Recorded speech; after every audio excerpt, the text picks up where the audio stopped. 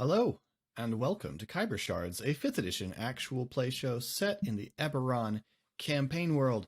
It is Friday, and we have another Khyber Shards Answers for you, in which we are joined by Colin, Me player of Pog. is true. So our most recent episode was jam-packed with weird things happening, and a fight with tentacled panthers. And ended... Philip, those are displacer beasts. I feel the need to correct you with my newly earned knowledge. And ended with the arrival of another menace of a really big giant skeleton. It's gonna be fine.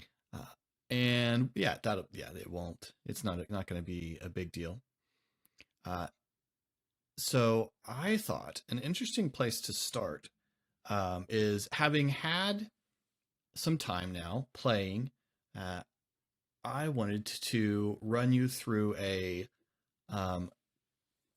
question of what kind of player you think you are developing into, because there's a bunch of different theories of like breaking down D&D players into types. Like there's a D&D personality type. Mm-hmm. And so the thought is that it goes kind of like this. You have players who are storytellers. They're there to make the story cool, no matter what it means for their character. These are players who don't particularly care whether their character gets the spotlight very much. They're not really all that worried about whether their character dies, as long as those things happening serves the story. There's an explorer type. The explorer type just likes finding out about the world. Their focus, likewise, like the storyteller, their focus is on the bigger world, and they just want to find out everything. They're driven crazy if we're going through a dungeon and we left a room unchecked. If we didn't, they want all the knowledge skills because they want to always be able to know all the lore and gather all the information about the world. There's the actor, who is a method role player who just spends their whole time in character, loves inhabiting their character's skin. There's the slayer, someone who just digs combat. Like their whole thing is they want to be the awesome hack and slash destroyer. Closely connected to the optimizer, or sometimes the power gamer, who just enjoys building characters, enjoys tinkering with the mechanics to see if they can build the coolest, biggest, baddest character that they can. Or sometimes, so power gamers sometimes get a bad rep as just being focused on the mechanics, but it's a game, so let's not turn our nose up at the mechanics. If we don't want mechanics, then we should just be playing make-believe and instead of D&D. But also, a lot of power gamers will really enjoy, I've got a concept for a character. How can I build it perfectly within the rules? It doesn't necessarily always mean I need the biggest numbers. It's, I like the rules and I want to play with them. And then there is the instigator. And this is the person who is sometimes referred to as the agent of chaos, who, there's a lever in the room. It's probably not a good idea to pull the lever, but something interesting might happen if we pull the lever. This is the player that's going to pull the lever, because it will bother them more to have not pulled the lever than whatever the consequences are of pulling the lever. That would bother me way more than leaving a room unexplored. That's for sure. I know there's probably cool stuff in that room, but I'd rather see what tries to kill me when I pull the lever. So I'm curious, where do you think you fall in that spectrum of personality types as a D&D player so far? Boy, that's a really interesting breakdown of player personalities. I almost wish I would have gotten this question from you beforehand, because this is a lot. Boy, I can see the appeal of every one of them. And now I want to play in 5 different D&D games, attempting to manifest each of those varying styles. Where I see myself going, I I think this has been a really interesting campaign because I don't know if I fit into one of those. There's a bit of the Agent of Chaos because Yeah. I mean the most recent example, Pog just cracked open that canister. Like, Mm-hmm. I don't know, it's got something bad probably. Luckily it died exposed to air. And then Pog took 11 more. We're just gonna take him because it died, so clearly nothing bad happened. And that's the player Colin going like, I bet Philip doesn't have something for this, and I'd be interested to see what he comes up with if I twist things just a little. While also I think being completely true to who Pog is, he cut a hole out of a Sure. wall to show the evidence he had found. Method wise, I think I was never as good as I wanted to be at comedic improv. Like I always found there were other people that were bigger than I was, personality wise, and not necessarily physically. Um, but I really have enjoyed the few quiet breathing moments of inhabiting Pog and finding who he is and how he got to being this person. And I find that very satisfying because from the theater education, you're given a character and you're told how they got to where they are, and you find a way to embody that. And this is so much more satisfying to be creating it. And you and I know things that haven't been revealed about Pog yet. And watching that slowly creep while evolving is very satisfying. Mechanics, I can't say I'm that guy because I don't have them. I'm fascinated by them, and I think I would be less interested under a stricter DM than you, because our version, I think, of how do you want to do this is us as players going, Philip, I've got something cool if you'll let me. And a lot of this doesn't work in mechanics. Our last session, I completely broke the character's mechanics. It hasn't aired yet, but I messed up. And in the moment, it worked for what we're creating. I will be more conscious of that going forward, that's not how that goes. But also, you didn't stop the game and say, that's not how that goes. Right. So I would enjoy building a character and exploring that more, maybe as a hypothetical more than in actual practice. I'm much like I'm the player that my DM selected, one who will take the rules as a guideline, and not as a strict glass case that we have to stay inside of. I would probably say, though, now that I've just kind of personalized the same recap that you gave, Adventurer feels pretty close. I like learning about. See, and I'm a bad Eberron player because I know I have a lot of resources available that I could be reading to learn more, but I really like learning your Eberron. And I think that that's the joy of being a DM, is getting to create inside of a world that was structured. When I ran Blades in the Dark, it was nice to be able to be like, okay, so these are the factions, but I'm going to say that our group has this relationship, and I don't really like that. I appreciate this group's aesthetic more than this group, so we like them more than these people that are supposed to be who we would be aligned with based on the kind of group we had. So I like exploring what you've created and what you are creating.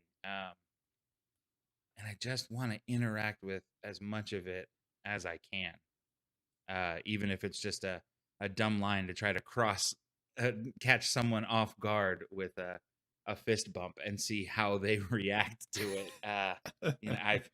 I've wanted to physically touch and interact with everything that we've come across in the world. Killed a lot of it, but action's fun for sure. It's what you sell someone on in D&D. It's what everyone knows of it is rolling for initiative and trying to get past an AC, and that's what everyone knows. And while that's a blast, you put me in the right kind of first campaign for me, because my RPG preferences in video games and the kind of theater and the kind of literature and the kind of film that I like. And so we've built something that has big stuff go down, but also breathes quite a bit. So it's I can see myself being tempted by 3 of them. Which one I am? Ask me at the end of the second year of playing D&D. Right. Yeah. Well, and it's going to be one of those things where you're on. I don't know the names of all the personality tests, but there's all those personality tests where you're kind of in multiple sectors, and I think it's going to be one of those for everyone. I definitely do inhabit my character when I am playing them at the table. Like I will, there's a lot, on our podcast, on Eberron Renewed. There tends to be a lot of my characters that is in body language and face that's obviously doesn't end up on the recording. And I do often have to remind myself, oh wait, they can't see the way I'm looking at Jeff right now. Like they can't see that Eris is glaring at Jeff or giving Jeff the stink eye or whatever. Oh, I remember that from season 1 with Jeff saying, if you guys could only see the look that he's giving me right now. So there's definitely some of the actor there, but I do love the world. So Explorer does also very much appeal to me. I'm not very good at dungeon crawls, and I get impatient with them. So it's not quite I need to go into every room kind of thing. But I like to know the world. That is very, very pleasant for me. I think that's where me only being in one campaign puts me at a disadvantage, because I don't know what another DM is like from an interactivity level. You've got 4 players who personally and well, and so you've crafted an experience that's going to hit something for all of us. If not all at the same moments, it's going to lead into something that will have something for all of us as players. So I don't know. Yeah. Maybe it would honestly be interesting to sit with someone who is running their second campaign and play with them for my second and go, okay, so what happens when we're both figuring it out on a pretty equal level? Like, that would probably be where I would really get tested as to what I didn't enjoy, because I haven't found anything that I'm not having fun with yet. Well, I'm very glad to hear that. It's true. Cool. Well, we have many questions from our delightful viewers. One in the from Laura. Laura does ask, this was directed at me, what are the stats for Ezri and Shade's new weapons, if we are allowed to know? Normally, I'd be very happy to give you details or post them in our DM spellbook, but I didn't create either of those weapons. The Centira staff comes from a supplement you can get on the DM's Guild called the Psionics Primer, I think. It's an Eberron-focused book by Anthony Turco. Anthony Turco, and it deals with psionics very heavily, and that weapon, the Centira staff, came from that.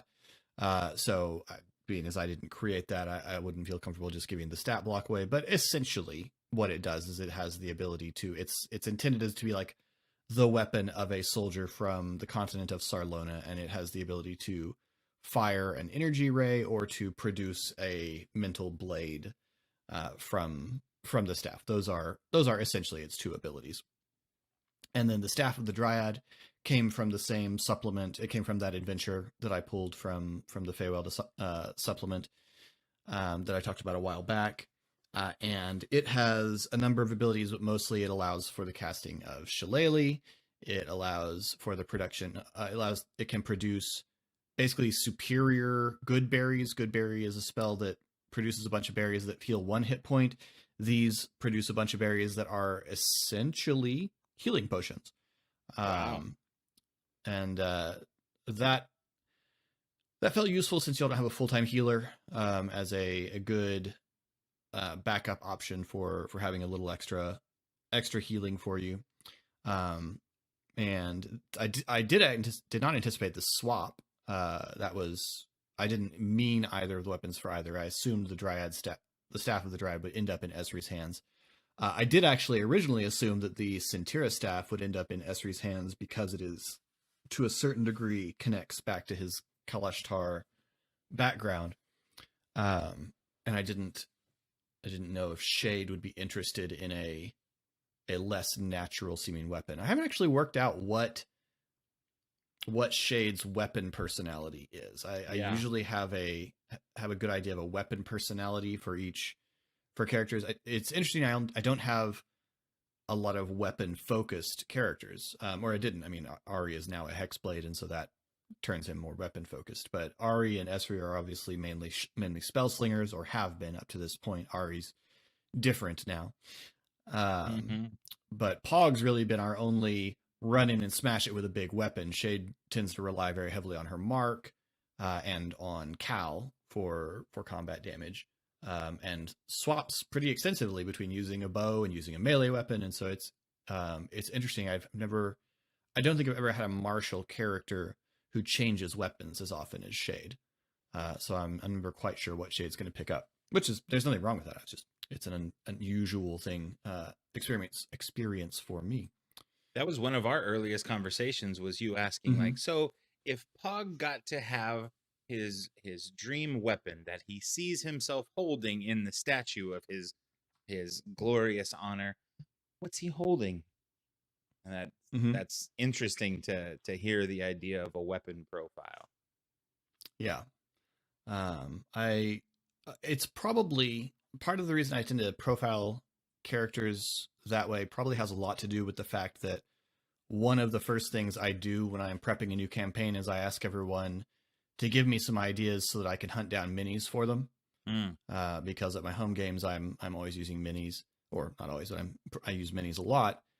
And so getting an idea of what kind of weapon they're holding allows me to narrow down the search for a mini that's going to look good, or if I need to swap a weapon out, that sort of thing. So that's probably why I tend to profile characters in that way.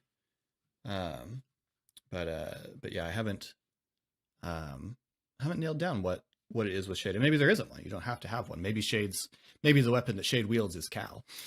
That is valid. That is valid.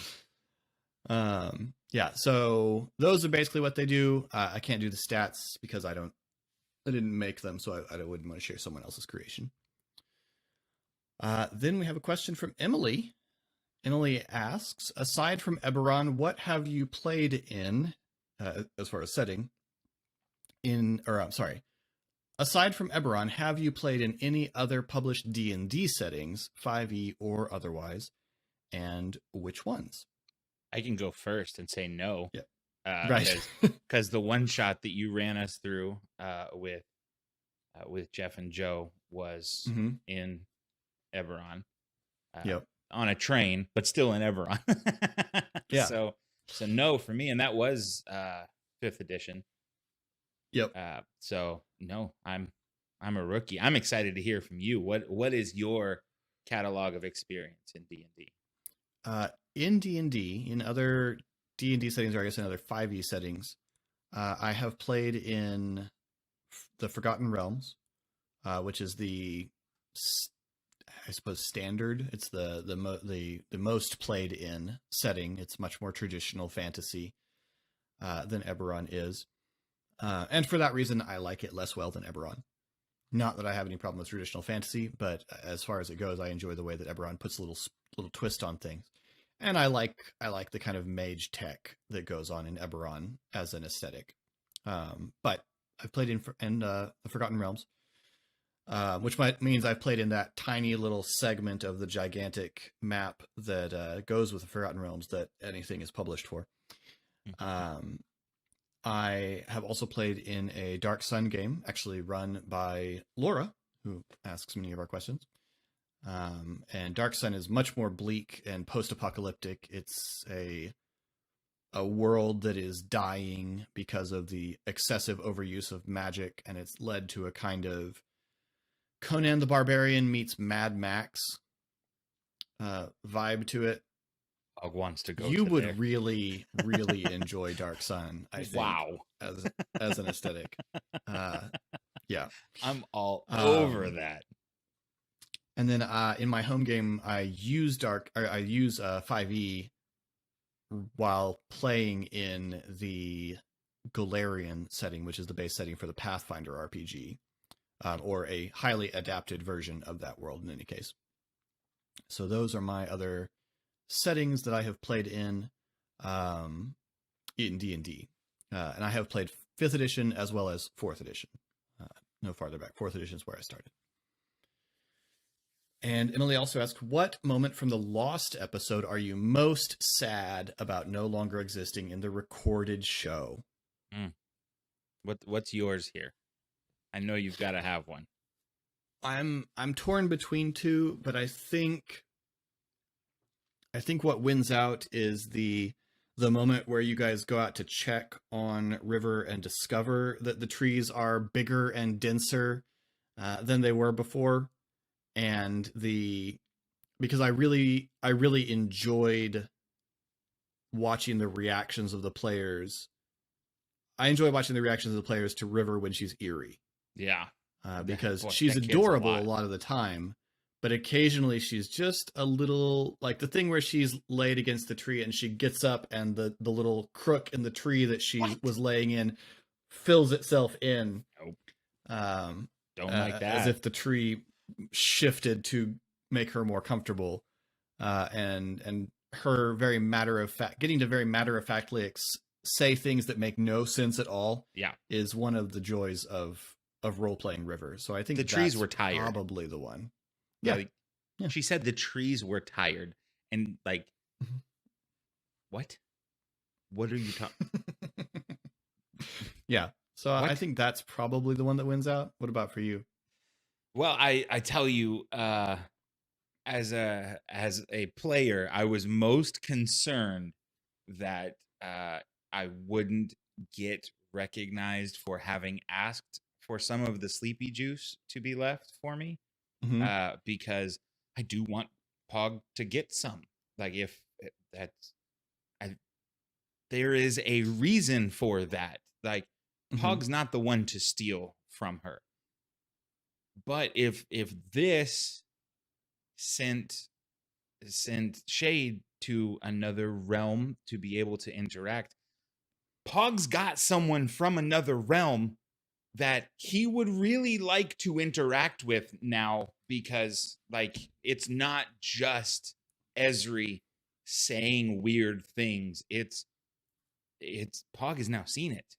And so is that where all of this is coming from? Where all of this is coming from? That player Colin mechanically really wants some of that juice to see if there is a route to him finding a connection, because there's nothing specifically said that it's happening because of race or ability or mark. Like, what's this sleepy juice do for me? Can I have a conversation with somebody? And so I'm glad that you backed us up enough that I was able to include that, because when we made the decision to play on, I was like, I'm gonna have to tell Philip that I really do want that sleepy juice if I live through this, which it still is a question. If I live through this, I really want that sleepy juice. Yeah. It was really fun getting to have Ezri and Thora getting to have Shade and Thora in the Shade and Thora, exasperation. that conversation, the just man, and I referenced it in my recap because it was such a lovely moment of Shade inviting Thora to go. Yeah. And Thora's very passive aggressive response. Yeah. And partly because of Shade's wonderful reaction, because Shade goes, that feels like more than the words you said. Or Yeah. just, yeah. So that conversation was also really, really sadly missed. To, I guess, pull the behind the scenes of it a little bit, we did replay about 15 minutes of that episode because we decided that the going into the Feywild up to Ari's reappearance, because our intention was for Ari to reappear at the end of the episode.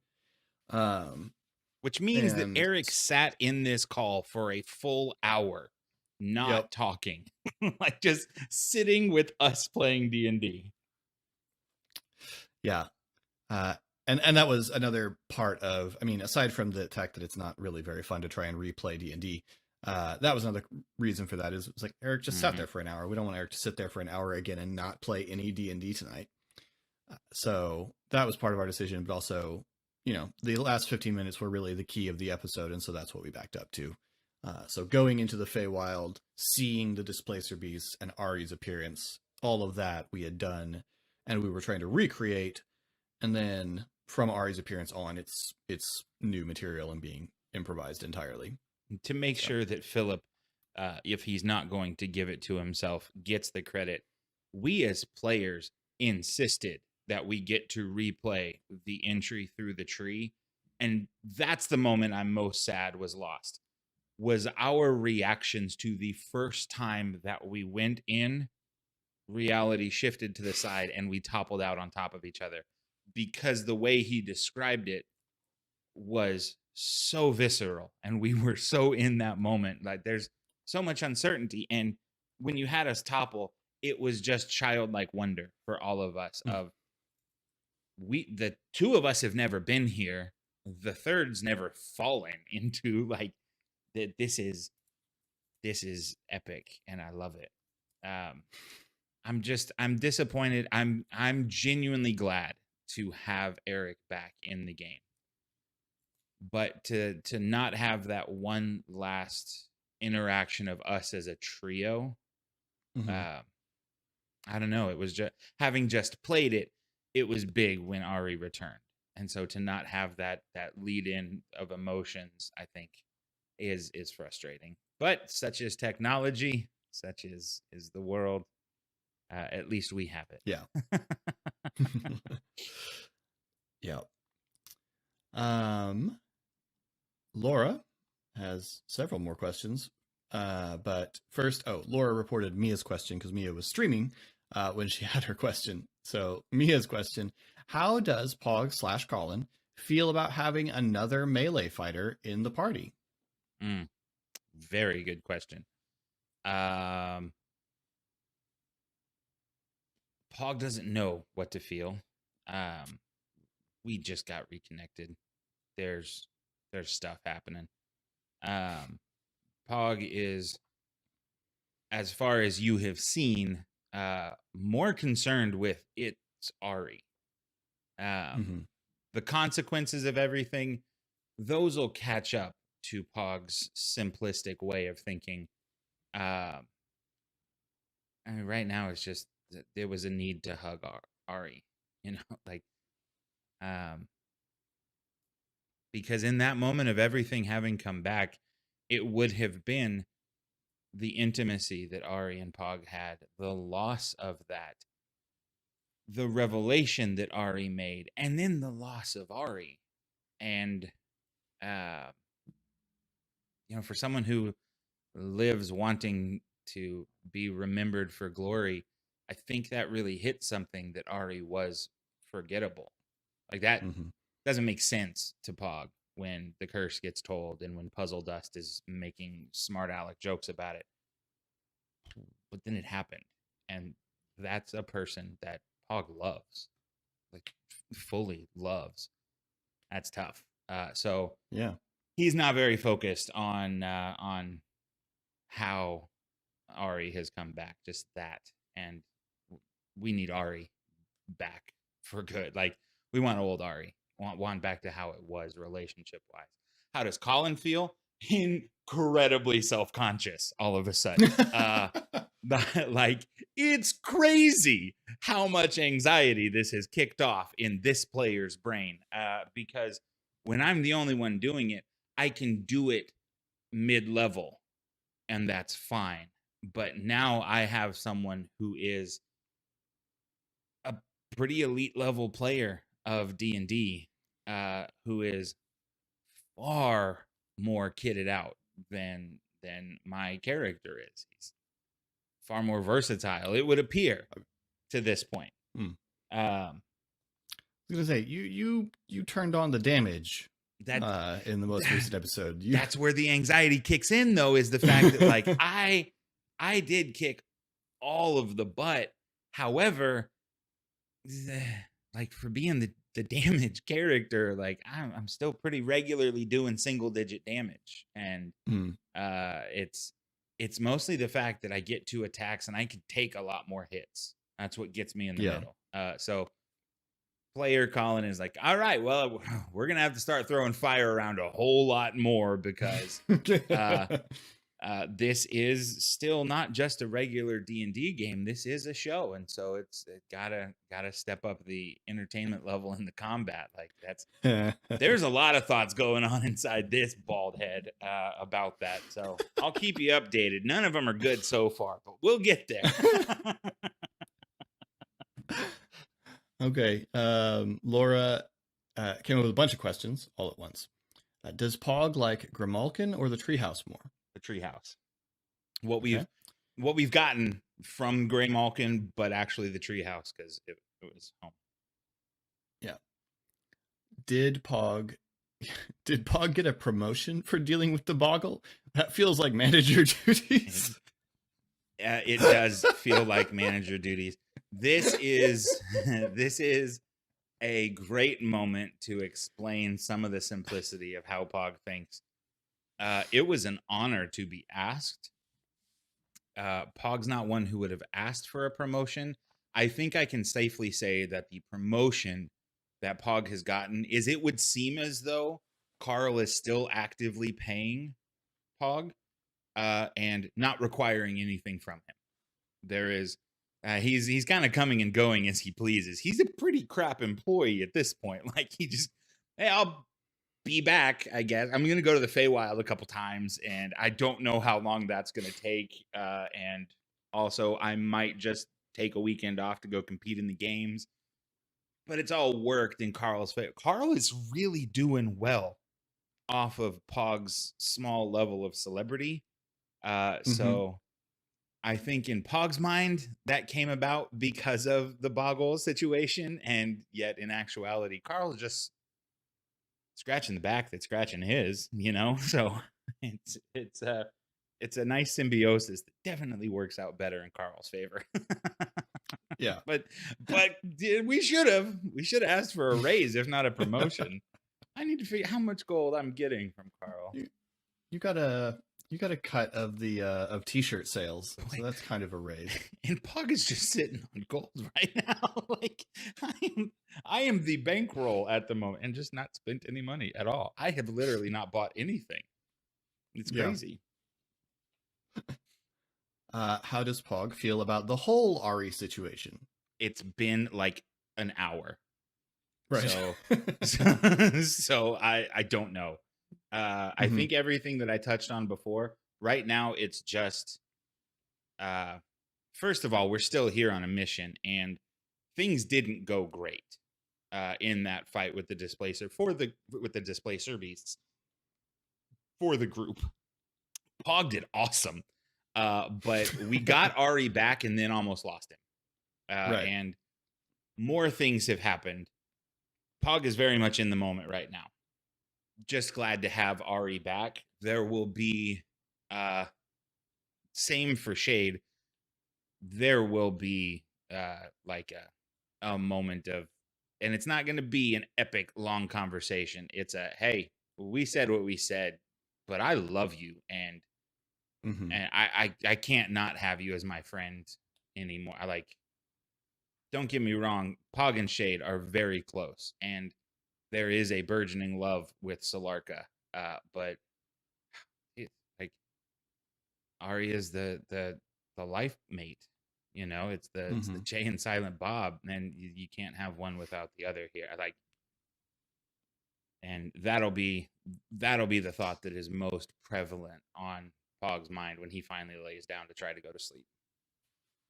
I was sweating bullets when Ari went down, and was very glad that you all were able to end the fight quickly after that, because I did not want death saving throws to be what determined what happened with Ari, because the idea of Ari dying moments after coming back before he managed to recite the incantation was kind of rad, though. Like, super high stakes. I have in the aftermath thought, okay, what could I have done about that? And I have this hilarious idea of Ari just reappearing in the junk pile, and the Forgotten Prince is like, really? Really?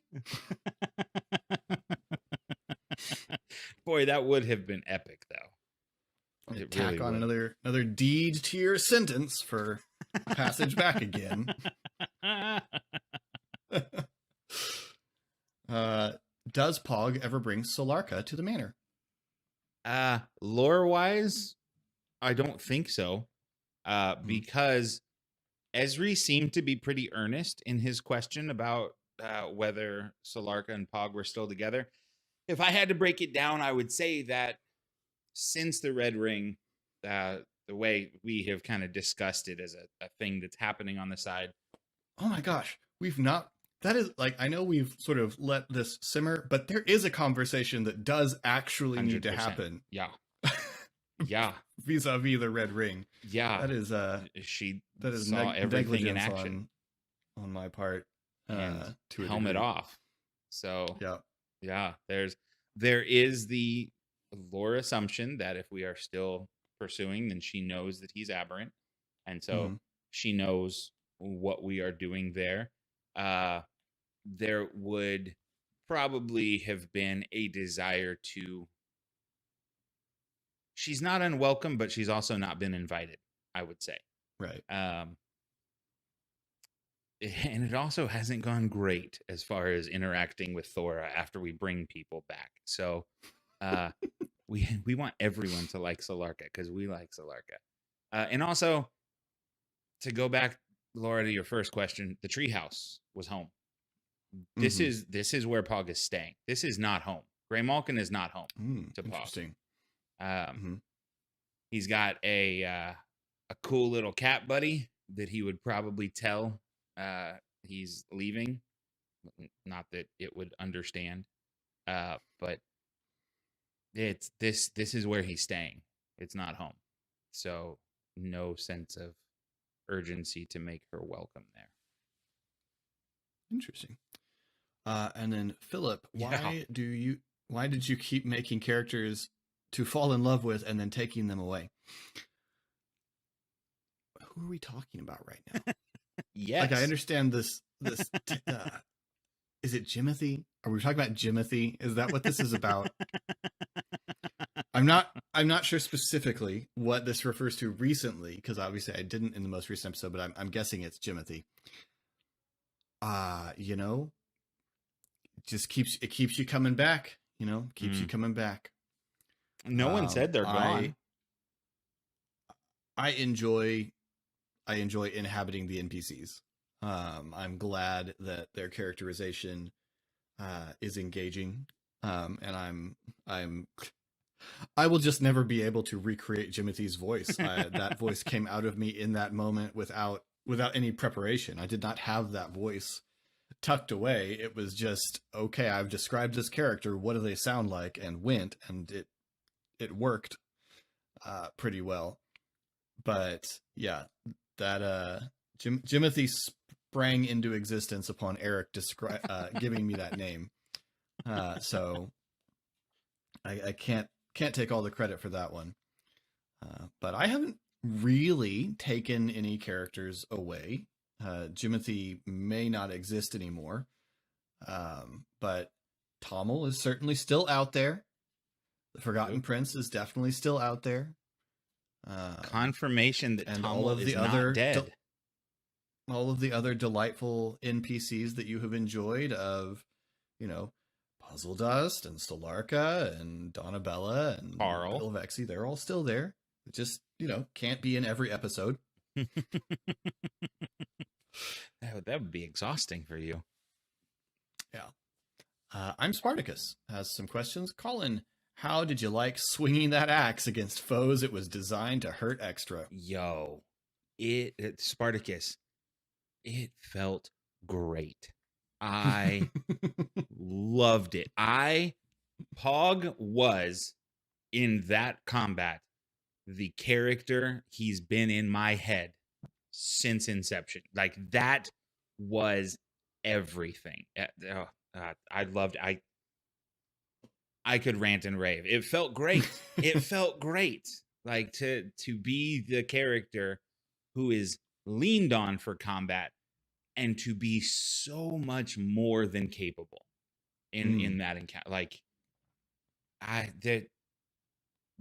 he could have taken on the trio, it felt like, and that felt so good. It felt powerful, which is especially important in a place where the person feels powerless, because again, only Shade has ever been here, even in dreams. This is all new. This is not where he's supposed to be. And so to go, okay, so I can just kind of kill the crap out of everything. Okay, that's good. That's good. I hurt them real bad. At least I can bring that more than normal. Yeah. It felt great. It was awesome. It was awesome. I want to do it again. It was awesome. Spartacus also asked, was the Solarka romance an of the moment decision, or was that a connection you envisioned when you chose her before play? 100% in the moment. Almost. I chose her because she was working. Philip asked us to choose characters that we would have friendships with and one that we would have a gripe with. Stupid Zod. Can't stand that guy. And Solarka was involved in blacksmithing, and she was described as a giant or a Goliath. She's Goliath. So she's big and works with weapons, and makes sense. And in the moment, it was really just kind of funny in my head to play Twitter pated with Philip. Really is what it was. I knew, as a super new player, anything that needed to be revealed to move the story would happen with these three super experienced players, and I wasn't going to ask any questions that were important because I didn't know how to. So I just kind of wanted to, kind of crush on whoever Philip walked up, because I thought it would be just kind of funny. And it worked out great. It really was funny. I had a great time. Yeah. And there's, again, another example of the trust in the DM. I don't know that I would have flirted with an NPC that was presented by anyone that I didn't know so well. I mean, sure. We've acted on stage together. I've directed you, and we know each other's sensibilities. And so I was just like, I'm going to flirt here. This will be funny. And awkwardly, because I can just be Pog a little bit. And it was fun. That's all. In the moment, and it took off. Yes, it was fun, and it is fun to be comfortable with one another, to play that a little bit. Like, it is difficult to have that level of comfort with someone. I mean, it can be very awkward at other tables. I have played at tables with strangers where I have seen other players who don't know each other, or who don't know their DM, try to pull that off. And sometimes it works. I mean, if you have a DM who just is very difficult to fluster, Mhm. then it's not a thing. But it can also very quickly become uncomfortable between the two, because when you don't know, when you, like you said, when you don't know the sensibilities of the other person, you don't know where the lines are. You don't know what's funny, and you don't know how what you're gonna say is going to be received. Right. Right. Uh, so it is something that's very difficult if you don't know someone and have a level of comfort with them that works that way. Yeah. So yes, I it of is of fun to have that. of all the people, the guy who I lived with in college for years, I was his primary best man in the wedding. It, I've stood in this man's wedding. I've known him since college. He was one of my most consistent phone calls during my break from the world. Like, it's just one of the best friends I have in the world. So there's no question about whether or not he's going to be thrown. I know how to throw him in a way that will be fun. Uh, Yeah, so yeah, just in the moment, I was like, I'm just gonna play. It was a good time. it is. I like that. I like that relationship. So I'm excited to see where it goes. And then one more from Spartacus. What are Pog's thoughts on his spirit guardians at this point?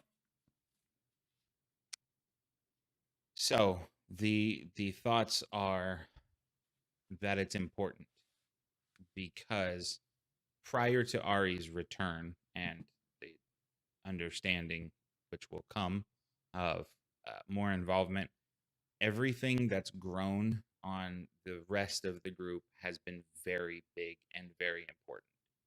Uh, Shade is on, for all we can tell, a mission to save a world in one form or another. Uh, Esri has an ancient bust that has told him that he may be a prince.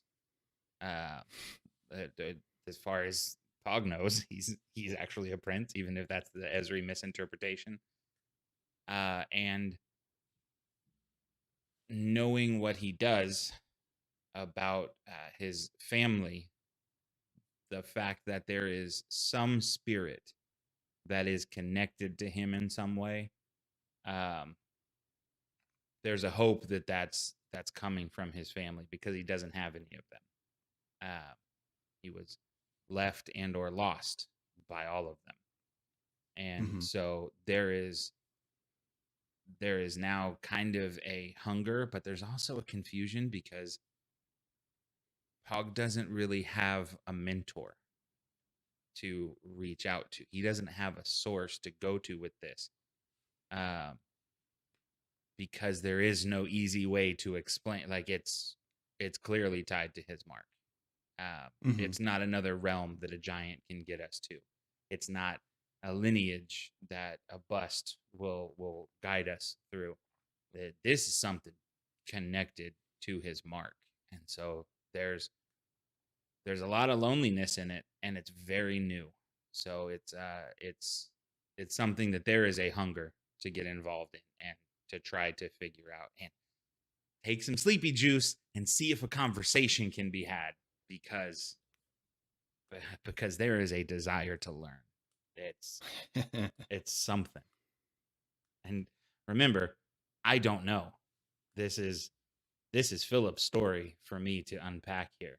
So that's Pog's thoughts. Colin's thoughts are super ready to get into it and learn this because I don't know.